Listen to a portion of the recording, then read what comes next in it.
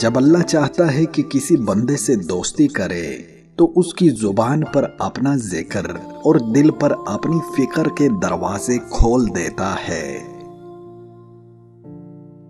وقت تو وقت پر بدلتا ہے، انسان تو کسی بھی وقت بدل جاتا ہے۔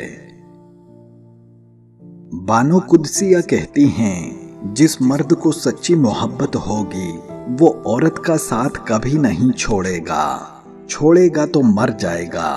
غلطی نہ ہونے کے باوجود بھی اسے کھونے کے ڈر سے معافی مانگ لے گا۔ یہی سچی محبت کی علامت ہے۔ ایسا مرد ہیرا ہے اور ایسی عورت خوش نصیب ہے۔ سقراط کہتے ہیں، اعلیٰ زندگی کی 4 نشانیاں ہیں: نیک گفتار، نیک کردار، نیک نیت اور نیک صحبت ہونا۔ ہر ناکامی کے دامن میں کامیابی کے پھول ہوا کرتے ہیں، مگر شرط یہ ہے کہ ہم کانٹوں میں الجھ کر نہ رہ جائیں۔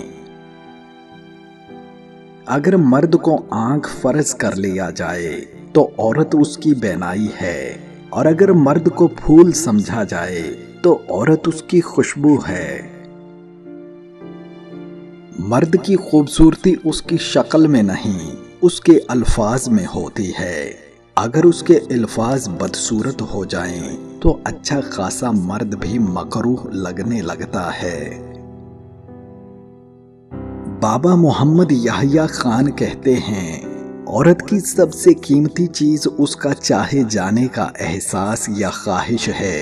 وہ سب کچھ سہ لینے کا جگر رکھتی ہے، مگر کوئی اس کی محبت یا وفا کو نظر انداز کر دے، یہ اس کی برداشت سے باہر ہو جاتا ہے۔